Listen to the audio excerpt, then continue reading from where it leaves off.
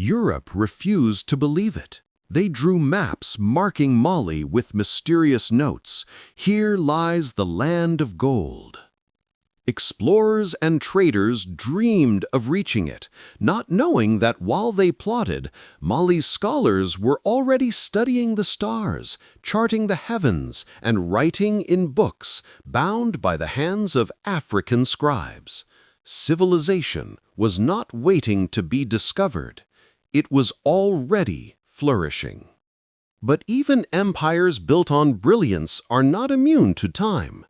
After Mansa Musa's death, Mali faced the quiet erosion of power. His heirs struggled to maintain the vast empire. Trade routes shifted, rivals rose. The Songhai began to challenge Mali's dominance, and the desert winds that once carried the songs of triumph began to whisper of decline. Yet decline did not mean disappearance. Mali's spirit endured. In its people, its culture, its legacy that flowed like the Niger, ever moving, never dying. But even empires built on brilliance are not immune to time. After Mansa Musa's death, Mali faced the quiet erosion of power. His heirs struggled to maintain the vast empire. Trade routes shifted, rivals rose.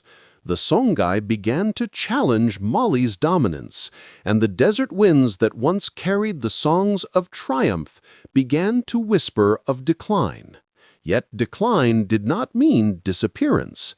Mali's spirit endured in its people, its culture, its legacy that flowed like the Niger, ever moving, never dying. Before the maps were drawn, before Europe even knew the meaning of gold beyond its shores, there was a land in the heart of Africa that glittered brighter than legend itself. Mali, a name whispered along desert winds, carried by merchants, sung by griots, and feared by kings. It was not just an empire, it was a civilization so vast, so organized, and so powerful that even time itself struggled to contain its story. It began not with conquest, but with vision.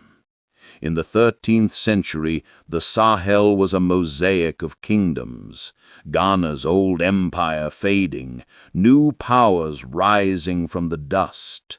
Among them was a people who believed in destiny, led by a man whose name would echo for centuries, Sundiata Keita. Born weak, unable to walk for much of his childhood, he was mocked, dismissed, forgotten. Yet destiny never forgets its chosen ones. When he rose to his feet, he rose as the Lion of Mali. And when he united the Mandinka tribes, he built not just a kingdom, but the foundation of one of the greatest empires the world would ever see. Mali was not carved by sword alone. It was built by trade, by intellect, by faith. Across the golden dunes of the Sahara, caravans stretched like serpents of silver, carrying salt, ivory, slaves, and above all, gold. Gold that shimmered from the mines of Bambouk and Bouré, gold so pure that it reshaped the world's economy. In Mali, gold was as common as dust, and yet its value was sacred. It was not greed that defined them, it was balance, order, and the belief that wealth meant responsibility. At the heart of this empire lay Niani, a city alive with voices, markets, and dreams. Scholars debated under the shade of acacia trees. Griots recited epics of heroes long gone. The Niger River flowed like an artery of life, connecting distant provinces, carrying stories and fortunes from one horizon to the next. Every grain of sand, every drumbeat pulsed with the rhythm of a people who understood that power without wisdom was chaos. Then came the man who would make Mali legendary, the one whose name even foreign lands would struggle to comprehend, Mansa Musa, the richest man to ever live. But he was not merely rich, he was majestic.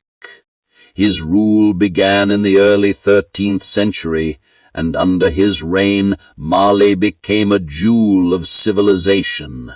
His empire stretched from the Atlantic coast to the edge of the Sahara, from forest to deserts, a realm of over 24 cities and countless villages. But yet what truly shook the world was not his empire's size, but his journey. In 1324, Mansa Musa set out on a pilgrimage to Mecca. But this was no ordinary pilgrimage. It was a procession so vast, so extravagant, that it bent history itself. Over 60,000 men marched with him, 12,000 slaves, and 80 camels, each carrying over 300 pounds of gold. They crossed the Sahara, through Gaza and Cairo, leaving trails of wonder wherever they passed. In Egypt, the streets could not contain the spectacle. Gold flowed like water, markets overflowed, and the value of gold itself collapsed. For 10 years the Egyptian dinar lost its worth, all because one African king had been too generous. But Mansa Musa's journey was not an act of arrogance, it was a statement, a message to the world that Africa was not a dark, forgotten continent. It was a cradle of enlightenment and empire. When he reached Mecca, he built mosques, funded scholars, and traded ideas with the greatest minds of the Islamic world. He returned home not just with prestige, but with architects, teachers, and scientists. From that journey he brought back more than fame. He brought back knowledge. Among those he brought was Abu Ishaq al-Sahili, an Andalusian architect who transformed Mali's cities into wonders of design. Together they built the great Mosque of Gao, and most famously the Jinkeraba Mosque in Timbuktu, a masterpiece of mud and faith that still stands today.